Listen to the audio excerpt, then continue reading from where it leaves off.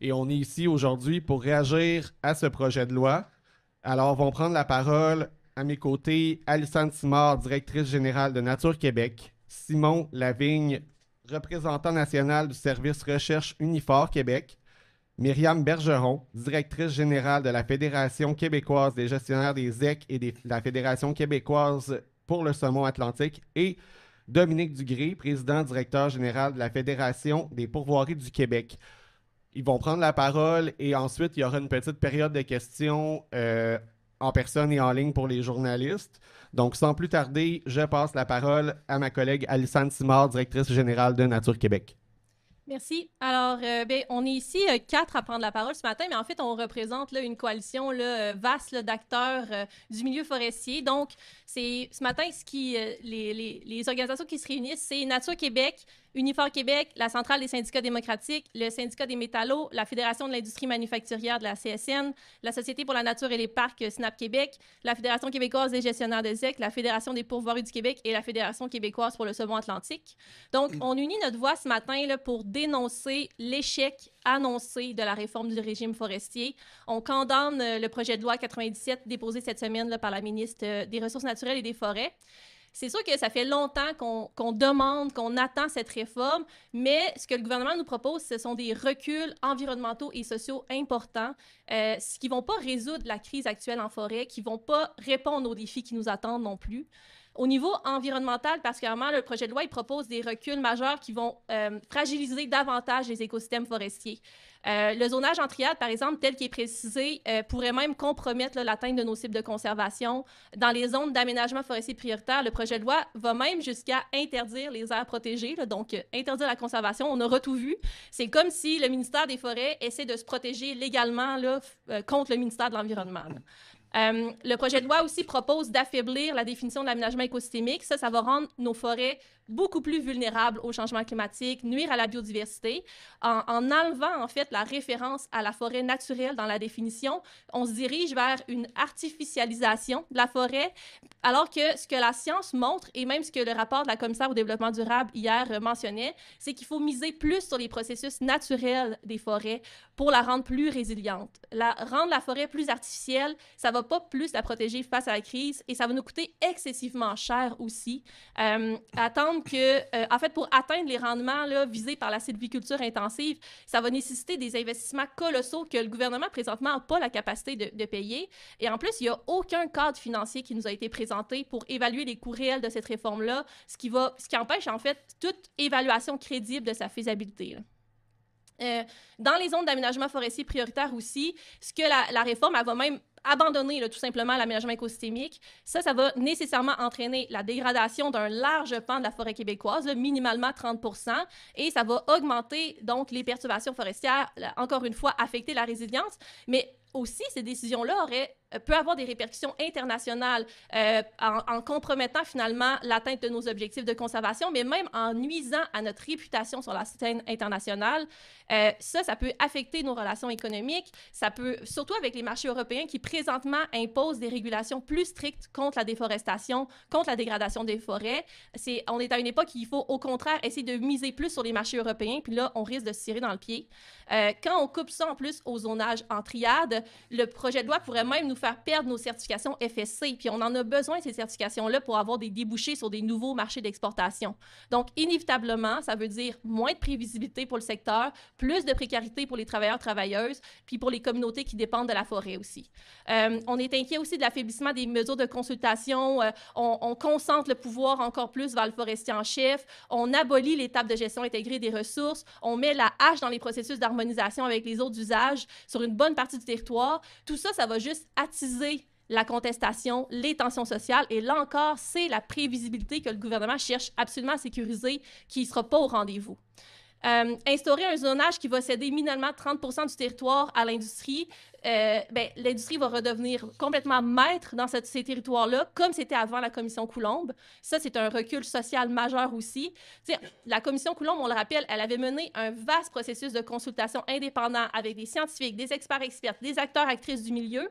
Et tout le monde avait pu proposer des solutions novatrices, puis arriver finalement avec une loi quand même solide. Et là, le gouvernement, lui, a a utilisé un processus complètement opaque, pas de véritable dialogue social pour arriver à sa réforme.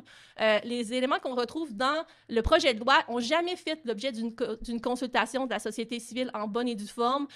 Tout ce qu'on a eu, c'est des rencontres à huis clos avec des ententes de confidentialité.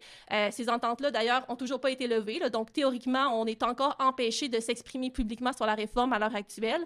Alors, nous, ce qu'on demande, c'est aussi, c'est quoi la légitimité de cette réforme-là, de mettre la hache comme ça dans les acquis de la commission Coulombe. Alors, ce qu'on demande à la ministre, c'est vraiment une modernisation du régime. Oui, on veut une réforme, mais il faut s'assurer que ce soit pour une foresterie qui va vraiment être durable, inclusive. Il faut absolument diminuer les pressions sur les écosystèmes et les espèces.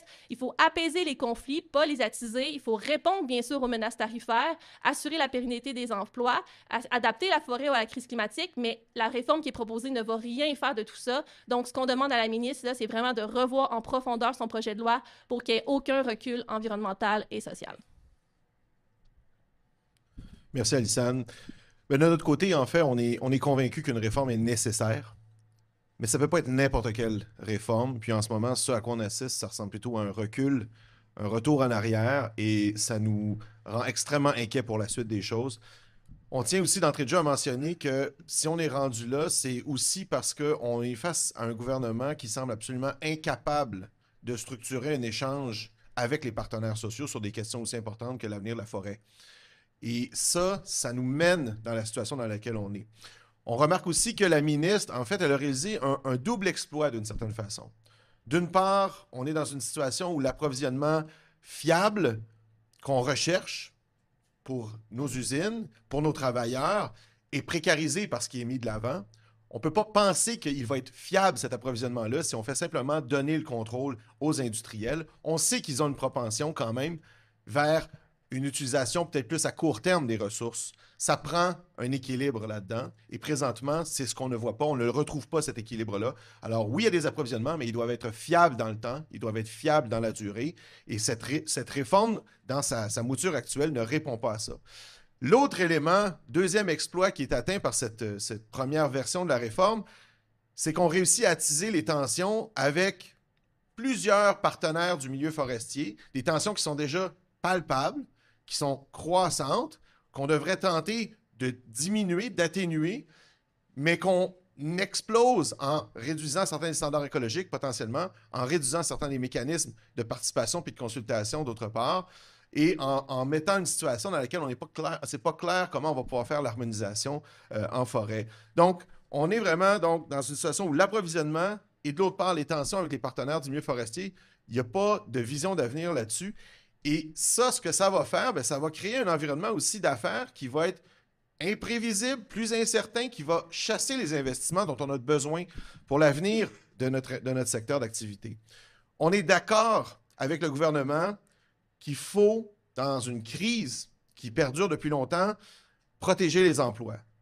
Mais il y a une façon de s'y prendre, puis ce qui est mis de l'avant, on considère que ce n'est pas la bonne façon. Ce n'est pas avec un boost rapide qui est axé sur la rentabilité à court terme, sur plus de coupes finalement, sur plus de pouvoirs qui vont se partager entre le ministère, le forestier en chef, puis l'industrie, qu'on va y parvenir. Et à preuve, on constate qu'il n'y a pas vraiment de stratégie d'investissement sylvicole réfléchie dans tout ça. Réaliste aussi, parce qu'on s'entend, il y a des contraintes, les feux, toutes sortes d'autres contraintes. Consensuelles, on l'a vu, le plus consensuel possible. On ne fera pas plaisir nécessairement à tout le monde, mais il faut quand même essayer d'aller parler à tout le monde. Et surtout, et Alyssane en a fait mention, financer. Ça prend de l'argent pour faire de l'intensif. On en veut, nous, de l'intensif, ciblé, précis, mais ça va prendre quelque chose de plus que juste simplement donner le droit à l'industrie de bûcher davantage. Le pire aussi dans tout ça, c'est qu'on constate, et c'était une des orientations qui avait été présentée lors de cet exercice-là à huis clos avec des ententes de confidentialité en novembre dernier, on nous avait présenté des orientations préliminaires, et il y en avait une de ces orientations-là qui nous avait beaucoup intéressés, soit celle d'une stratégie industrielle. Eh bien, il n'y a aucune vision actuellement, aucune vision stratégique pour l'avenir du développement industriel de la filière. On a comme l'impression des fois que le gouvernement n'y croit pas. Est-ce que le secteur forestier, c'est quoi? C'est le secteur textile de la région de Montréal dans les années 70-80. On ne croit pas ce gouvernement-là. On ne croit pas à sa volonté présentement d'aller de l'avant avec des solutions pérennes, durables. Face à la crise qui perdure depuis des années dans le secteur forestier, on a perdu plus de 30 000 emplois depuis les 25 dernières années et ça se poursuit. Ce qu'on veut, c'est une politique industrielle qui est affirmée, qui est cohérente, qui répond à la contrainte, mais qui offre aussi des pistes de solutions et des pistes d'avenir. Puis on le sait, on n'invente rien. On sait qu'elle va être axée davantage sur la valeur ajoutée. On sait qu'elle va être axée davantage sur la deuxième, la troisième transformation. On sait qu'elle va être axée sur l'intégration de plusieurs créneaux de production dans les entreprises qui vont pouvoir faire face aux cycles de prix, aux cycles de marché, aux guerres tarifaires, aux feux, aux différents aléas de cette industrie-là. Puis on sait que c'est ça qui va bâtir des emplois durables. On est écœuré de perdre des jobs. On est écœuré d'être en attrition. On veut arrêter ça puis rebâtir sur quelque chose qui est plus périn. Et on croit que cette nouvelle approche industrielle-là, elle a aussi l'avantage de réduire les pressions sur les écosystèmes. Donc, c'est quand même vers là qu'on entend se diriger parce qu'on veut défendre l'intérêt socio-économique de nos membres, puis on veut le défendre sur le long terme. C'est comme ça qu'on pense qu'on va y arriver. Et on sait que ça va occasionner, cette transition industrielle-là, certaines perturbations. Puis c'est pour ça qu'on appelle aussi à une planification qui soit ordonnée et financée avec les travailleurs de ce qui va venir. Mais ça prend un plan de match. Et on n'a pas de plan de match présentement. On a fait des propositions, notamment la création d'un bureau de transition forestière pour accompagner cette évolution-là. On en a d'autres. On va les faire connaître davantage. Mais il n'y a rien actuellement en l'espèce qui nous permet de croire que le gouvernement va dans ce sens-là. Je reviens avec le premier point que je mentionnais sur l'incapacité du gouvernement à structurer des échanges avec ses partenaires sociaux. Bien, nous, on a décidé, les syndicats des travailleurs, tous les syndicats des travailleurs de la forêt du Québec, on a décidé finalement de s'engager puis de le faire à la place du gouvernement. Normalement, pour une réforme de cette envergure-là, il aurait dû avoir un énoncé de politique, il aurait dû avoir un livre blanc, un livre vert, peu importe. On aurait dû mettre au jeu des orientations pour qu'on puisse ensemble en parler, en débattre, puis trouver un juste milieu, un juste équilibre. C'est pas ça qui est arrivé, puis on en appelle. On a rencontré la ministre, on a rencontré son sous-ministre, on a rencontré des gens d'industrie, on leur a fait comprendre qu'on souhaitait, puis que d'autres partenaires du milieu forestier souhaitaient être partie prenante de ce dialogue-là. Il n'a pas eu lieu. Alors, qu'est-ce qu'on a fait, les 4 organisations syndicales, d'Unifor Québec, des Métallos, de la CSN et de la CSD, bien, on s'est dit, on va en organiser, nous, un sommet. À force d'aller rencontrer différentes personnes dans différents milieux, on a réalisé qu'il y avait un appétit pour ça, qu'il y avait une volonté de se réunir, puis de parler, puis de penser la forêt durable pour demain.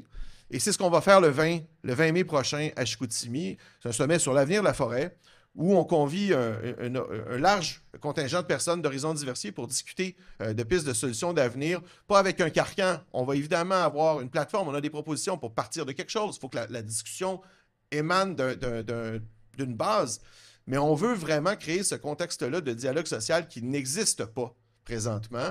Et c'est ce qui nous mène aujourd'hui dans une situation où on veut une réforme, on a besoin d'une réforme, il y a urgence de réformer le régime, mais on n'est pas satisfait et on critique ce que le gouvernement met sur la table.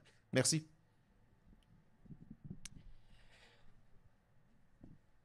On est évidemment, l'industrie forestière, l'aménagement forestier, le bois, c'est extrêmement important ici au Québec, puis je voudrais certainement pas qu'on remplace l'utilisation du bois par plus de ciment dans nos constructions, évidemment, mais je pense qu'il y a une façon de faire de la foresterie durable et c'est pas ce que ce projet de loi-là répond. On est extrêmement déçus, en fait, du côté de nos réseaux. Pour moi, c'est la première fois que je vois un projet de loi mettre autant en péril ces organisations-là. Je représente 2 fédérations qui regroupent une centaine d'organisations sans but lucratif qui font la gestion de territoires fauniques structurés, les zones d'exploitation contrôlées, qui existent depuis 1977, qui ont été créées suite au déclubage pour redonner l'accès au territoire aux Québécois, pour assurer une mission de conservation et de mise en valeur de la faune. Une mission qui, aujourd'hui, est encore plus pertinente et encore plus importante face aux défis qu'on a à faire face au changement climatique, face à la protection de la biodiversité, mais aussi aux besoins, justement, d'utiliser le territoire.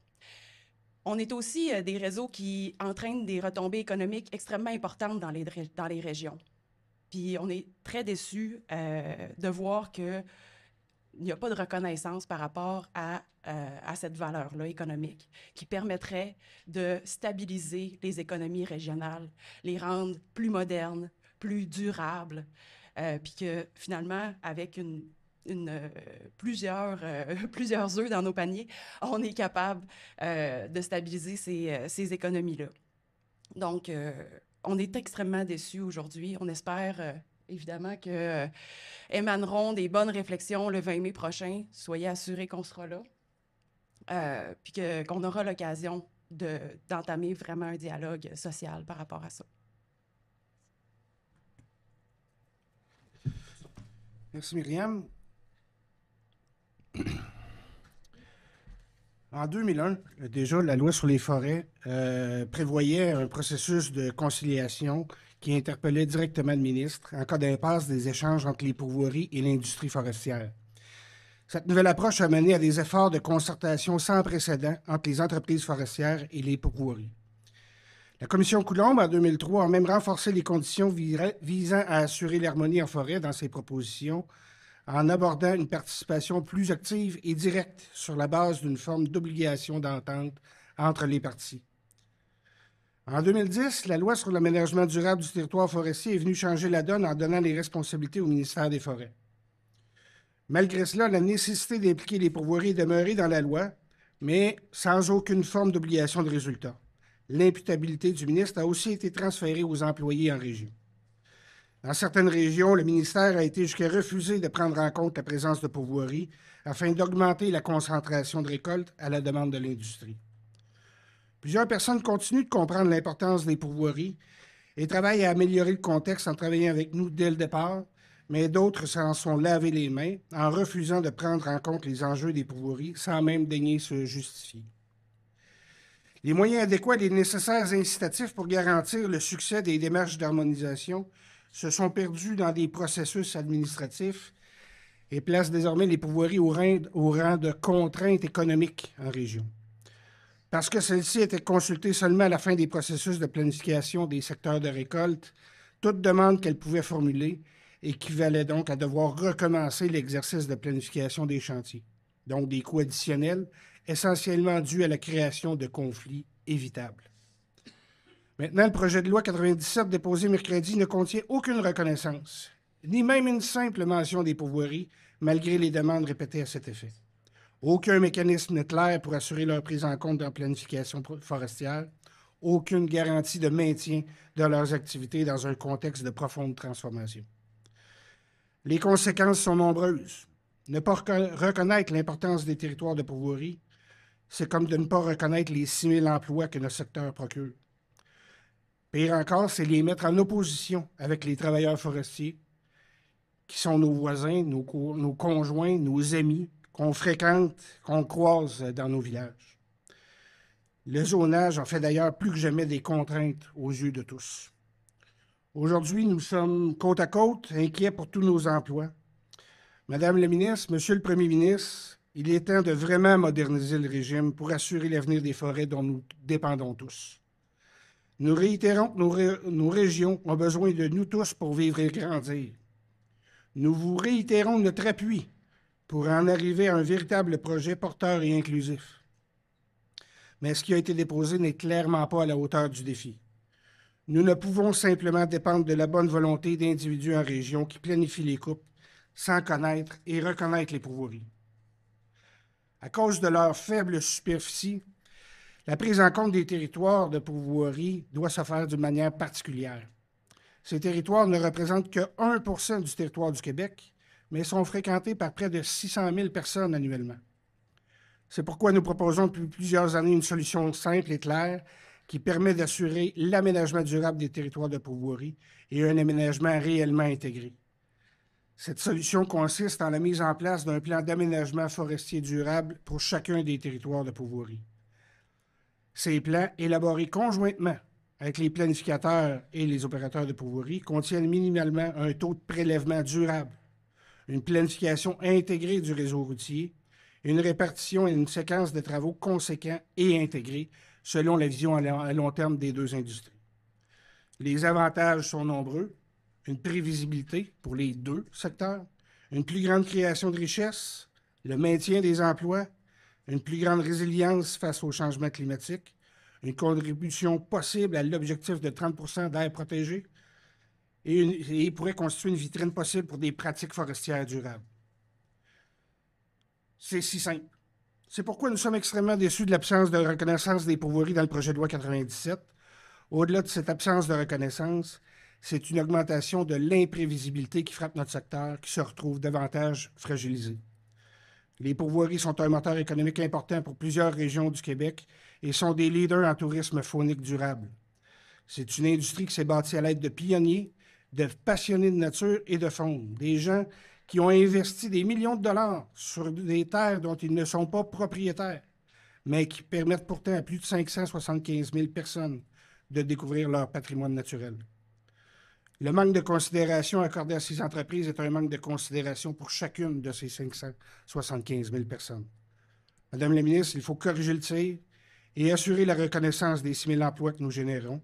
C'est dans la loi que doit se retrouver la garantie que chacune des pourvoiries où il y aura de la récolte sera aménagée selon une véritable vision durable et intégrée. Merci.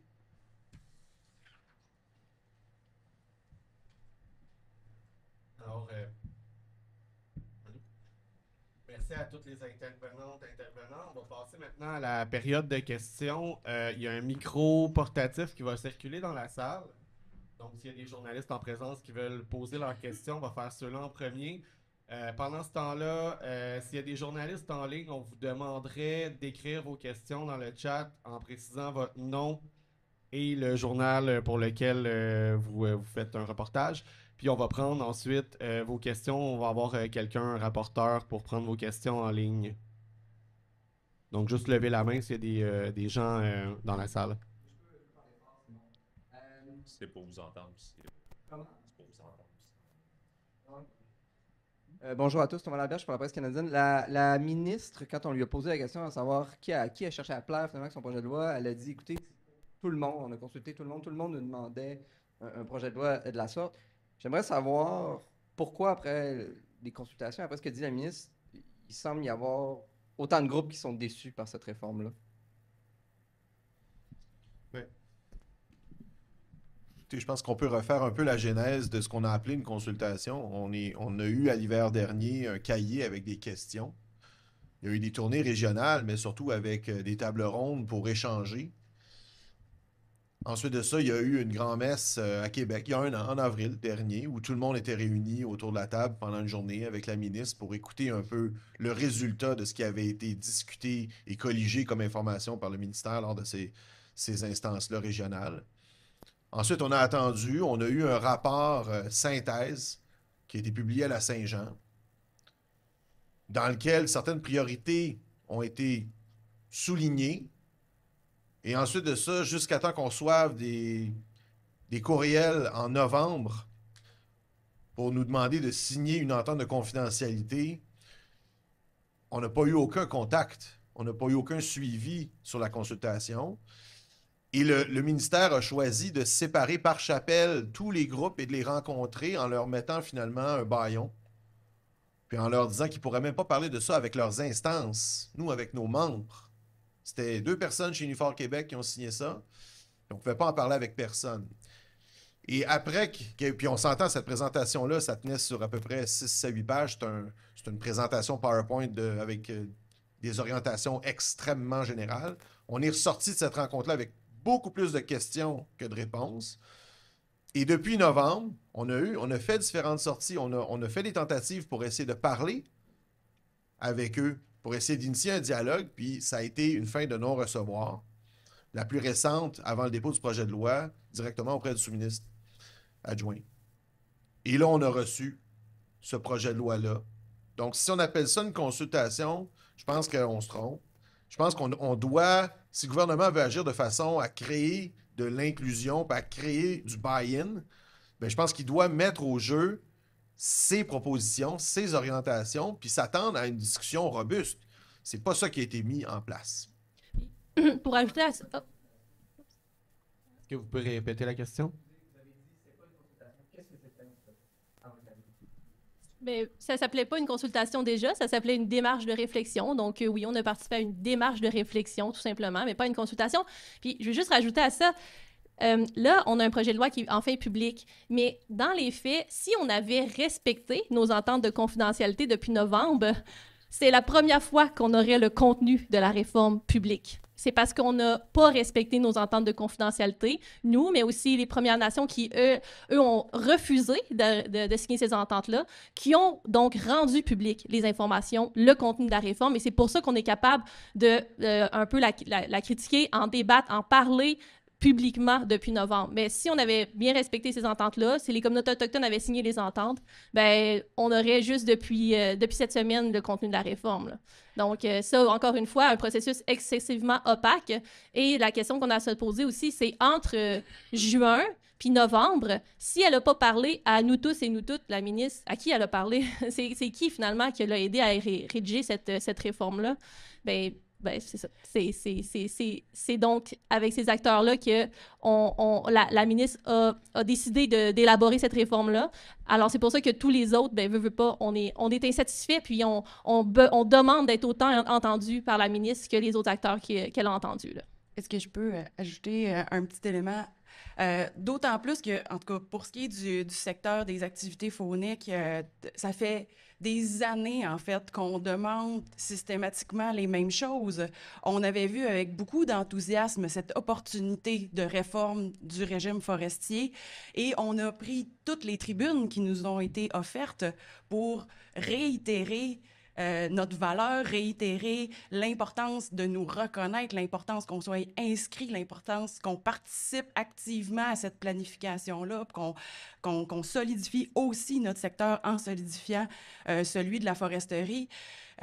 Donc, ce projet de loi-là, c'est juste une façon de nous dire nous n'avons pas été entendus, non seulement pendant ce processus, mais pendant les 5, les 10 dernières années. Est-ce qu'il y avait d'autres questions dans la salle? Merci. Dominique Lelièvre pour le Journal de Québec. J'aimerais juste ça, vous entendre plus spécifiquement sur la notion de zonage dans le projet de loi, de créer 3 zones, là, donc la zone d'aménagement forestier prioritaire, les zones de conservation, les zones à usage multiple. Ça, est-ce que vos organisations sont d'accord sur le principe de créer ces 3 zones-là? Bien, du côté de Nature Québec, du moins, on n'est pas opposé au zonage en triade. Par contre, ce qu'on considère, c'est que c'est pas nécessaire, là. Il y a quand même, présentement, dans la loi, il y avait des aires d'identification de la production ligneuse qui existaient aussi, qui n'étaient pas très utilisées. Il y a différentes façons de la faire de la sylviculture intensive, pareil. Il y a des façons légales de faire des zones de conservation. Là, évidemment, les aires protégées, c'est comme ça que ça fonctionne. On n'en a pas besoin. Par contre, bon, maintenant, le zonage est proposé. Ça peut être une avenue intéressante. Tout est une question de qu'est-ce qui se passe dans ces zones-là, comment elles sont choisies, par qui elles sont choisies également aussi. Donc là, la ministre a dit on va séparer le territoire de la forêt publique un tiers, un tiers, un tiers. Donc, le premier tiers qui est donné à l'industrie, là, où l'industrie reçoit tout ce qui est les pouvoirs de la planification, des opérations, de la consultation aussi. Donc, l'industrie va consulter aussi le public pour savoir si ces coupes sont bonnes ou non, mais est-ce qu'elle a nécessité d'écouter? Ben non, là, pas nécessairement. On a aussi dans ces zones-là, toutes les contraintes justement environnementales qui sont levées. On vient artificialiser les forêts aussi avec beaucoup de sylviculture intensive. Donc déjà là, il y a des reculs sociaux et environnementaux importants à cause de cette zone-là. Dans les multi-usages, encore une fois, on enlève les TABGIR, on enlève les processus d'harmonisation, de consultation. On ne sait pas trop, finalement, il y a un flou sur les mécanismes, puis peut-être les collègues pourront en discuter plus dans ces zones multi-usages-là. Puis au niveau de la conservation, présentement, on n'est pas certain qui va choisir finalement les zones de conservation. Est-ce que ça va être le ministère des Forêts? Est-ce que ça va être les restants de table de l'industrie qui vont aller en zone de conservation? Ça, c'est ce qu'on se questionne aussi. Cette séquence-là aussi de détermination des zones est problématique. Est-ce que quelqu'un d'autre voulait intervenir? Nous, de notre côté, on n'est pas contre cette idée-là. Je partage tout à fait qu'est-ce qu'Alissane vient de mentionner.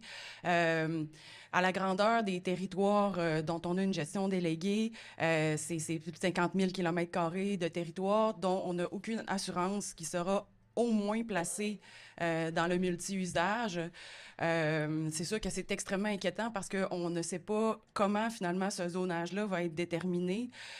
Pour nous, il y a plusieurs ZEC qui sont près de certaines scieries, qui sont près de certaines municipalités où on peut entrevoir, ou en tout cas, il y a de grandes préoccupations qui sont soulevées par rapport au potentiel que des territoires en ZEC soient délimités par on ne sait pas quel processus, mais en zone d'intensification puis de prioritaire de foresterie. Donc ça, c'est extrêmement inquiétant parce qu'on a eu clairement la réponse qu'on n'est pas de facto un territoire en multi-usage. D'autant plus que dans la dernière année, on a vraiment entamé une grande réflexion autour des aires protégées, autour de la conservation. Dans le fond, ça met en péril un très, très grand nombre de projets d'aires protégées qui sont en train de se former dans les ZEC. Quelqu'un d'autre? Oui, ben, juste pour dire que de notre côté, évidemment, on n'est pas contre le principe du zonage parce que, je reviens sur notre échelle de pouvoirie, les petits territoires, c'est ce qu'on demande à l'intérieur de nos territoires. On veut faire de la place pour la conservation. On n'est pas contre la récolte forestière. Alors, souvent, on peut en avoir besoin. On veut juste que ça soit fait d'une manière qui va permettre la perpétuité, la continuation de nos activités. Fait que ce principe-là général de triade, on veut qu'il se retrouve sur nos territoires de pouvoirie, mais on veut pouvoir avoir la capacité de décider où, quand, comment. Mais le principe reste le même. Merci. Est-ce qu'il y avait d'autres questions dans la salle? Oui, en arrière.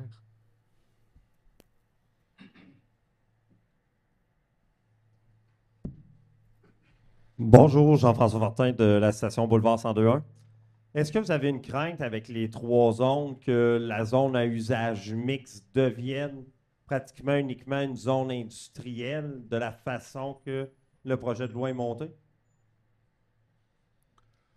Ben, pour l'instant, c'est pas nécessairement une crainte. Notre crainte est plus au niveau justement de l'harmonisation des usages, à quel point les autres utilisateurs, les autres usagers de la forêt vont pouvoir être entendus, consultés, ou est-ce que leur préoccupation va vraiment être prise en compte dans ces zones-là. Si on abolit l'étape de gestion intégrée des ressources et du territoire, quel mécanisme va remplacer ça? Là, pour l'instant, c'est pas précisé. Là. Non, puis ce qu'on comprend aussi, c'est qu'au niveau du multi-usage, ben, c'est l'aménagiste régional qui, en fait, tout va être laissé à sa discrétion. On tient compte de quels ou de quels enjeux. Ça relève de lui uniquement. Donc, ça, nous, on voit qu'il y a un danger. Là, je parlais d'imputabilité tantôt, d'avoir... Il ne s'agit pas de tout ramener nécessairement au niveau provincial. Ça prend des particularités régionales. Mais que la décision ultime de qui va être en mesure de faire quoi appartienne à l'aménagiste régional, bien, il va y avoir des disparités d'une région à l'autre parce que ça va dépendre des individus. Mais ça, c'est de nature à nous inquiéter par expérience. En fait, question justement concernant les pourvoiries. Est-ce qu'avec ce nouveau projet de loi-là, vous voyez des pertes potentielles au niveau économique et au niveau d'emploi? Bien, je peux certainement pas dire que ça n'aura pas d'impact. C'est dur à mesurer, mais il y a assurément une perte de prévisibilité. Comme je l'ai dit tantôt, c'est ce que l'industrie forestière recherche, c'est écrit sur tous les toits depuis 10 ans, d'avoir plus de prévisibilité. On les comprend très bien. On est 500 entrepreneurs. Fait qu'on en veut un peu de prévisibilité. On en veut plus. Là, on a perdu avec ce projet de loi-là, au profit de l'industrie forestière. Pourquoi est-ce qu'on ne peut pas s'entendre pour ramener un peu plus de certitude puis maintenir nos emplois communs? Comme je l'ai dit tantôt, on se fréquente sur le terrain, dans les villages, dans l'épicerie. Là, on se trouve à être placé un peu en opposition. Je parlais qu'on était considéré comme une contrainte, bien souvent, parce qu'on arrivait en fin du processus. Bien, c'est extrêmement désagréable pour un entrepreneur et ses employés de se faire dire au village « Ah, ben là, toi, parce que tu vas avoir des modalités particulières, l'usine va fermer. » Bien, voyons donc, c'est n'importe quoi. On place les travailleurs en opposition, ça n'a aucun sens. Il faut pouvoir avoir de la place pour tout le monde pour créer plus de richesse.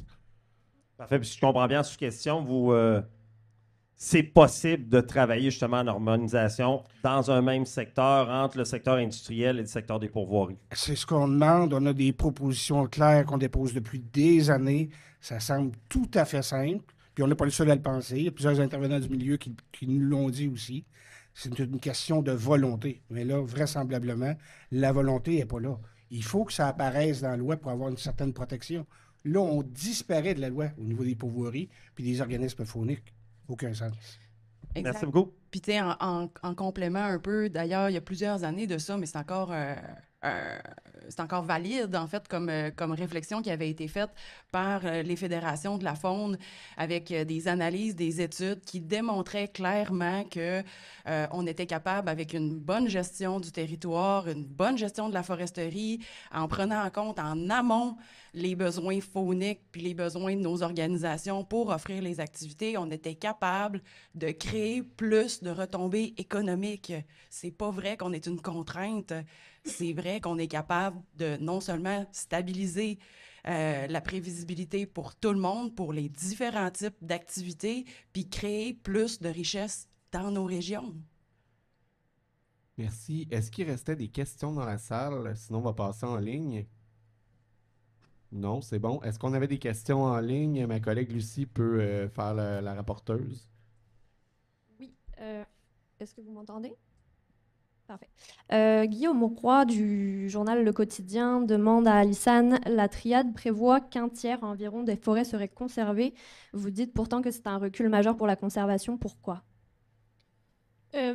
C'est un recul, en fait, surtout au niveau de l'aménagement écosystémique, là. Donc, oui, c'est sûr que si on est capable d'avoir un tiers du territoire qui serait protégé sous forme d'aire protégée ou conservé, ça nous permet d'atteindre notre objectif de 30% de la protection du territoire d'ici 2030, là, assurément. Par contre, c'est dans le 70% restant de la forêt, finalement, où est-ce qu'on est inquiet. On ne peut pas avoir une forêt complètement dégradée sur 70% du territoire puis avoir quelques aires protégées parsemées ici et là, tu sais, où est-ce que l'industrie aurait bien voulu laisser des territoires. Donc, où est-ce que le ministère aura bien voulu laisser des territoires, surtout au ministère de l'Environnement, tu sais. Donc, veut pas, ça reste que l'aménagement, en levant justement les contraintes de l'aménagement écosystémique, on va venir vraiment diminuer en fait, venir affecter les forêts, dégrader les forêts. Puis, ça reste que le Québec s'est engagé, oui, à protéger 30% de son territoire d'ici 2030, mais c'est seulement un de ses engagements à son plan nature, finalement, là. Donc, on a aussi plein d'objectifs en matière de restauration des écosystèmes, de protection des espèces menacées, incluant le caribou, par exemple, de s'assurer finalement que la biodiversité se rétablit. Si on laisse les forêts publiques se dégrader là, sur 70% du territoire, on va venir nuire à ces objectifs-là. Donc, encore une fois, nous, ce qui nous inquiète, c'est de voir le ministère des Forêts essayer de se protéger légalement, on dirait, du ministère de l'Environnement, puis on s'inquiète de voir le ministère des Forêts sélectionner finalement les territoires où il voudra bien laisser des aires protégées. Là. Quelqu'un voulait rajouter quelque chose? C'est bon. Est-ce qu'on avait d'autres questions en ligne? Oui, encore Guillaume Roy du Quotidien qui demande « Est-ce possible d'améliorer le projet de loi avec le principe de zonage pour le rendre acceptable? » La réponse facile, c'est oui. Je pense qu'il faut le travailler ensemble, par exemple. Là. Personne ici qui s'est montré réticent au principe de zonage. Mais ça prend la communication, la collaboration, la concertation qu'on n'a pas eu encore dans l'élaboration du projet de loi. Quelqu'un d'autre? C'est bon. Autre question? Oui. Alexandre Shields du Devoir. Comment le gouvernement a-t-il justifié l'imposition d'ententes de confidentialité lors de la démarche de réflexion? Merci de me rappeler quelle a été la séquence des consultations à huis clos. Mais... Parce que si on dit, pour vrai, ça vient vraiment aller à l'encontre de l'entente de confidentialité si on dit ce qui s'est passé dans ces rencontres-là. Là. Mais dans les faits, ce qu'ils nous ont dit, c'est qu'ils voulaient s'assurer que leurs équipes puissent prendre le temps de travailler sur le projet de loi, à rédiger le projet de loi et pas avoir à perdre du temps à répondre à des questions de journalistes. C'est pour ça qu'il ne fallait pas en parler. Quelqu'un d'autre? C'est très clair. Est-ce qu'il y avait d'autres questions? Non, ça marche. Donc, juste pour les journalistes en présence ou en ligne, évidemment, dans le communiqué de presse, à la fin, il y a le lien pour les attachés de presse des différents représentants qui sont là aujourd'hui ou qui ont signé le communiqué. Donc, on vous invite à les contacter si vous voulez faire d'autres entrevues. Sinon, on vous remercie beaucoup pour votre présence. Il va y avoir une petite séance photo aussi pour les gens qui ont pris la parole aujourd'hui. Donc, merci beaucoup et bonne journée.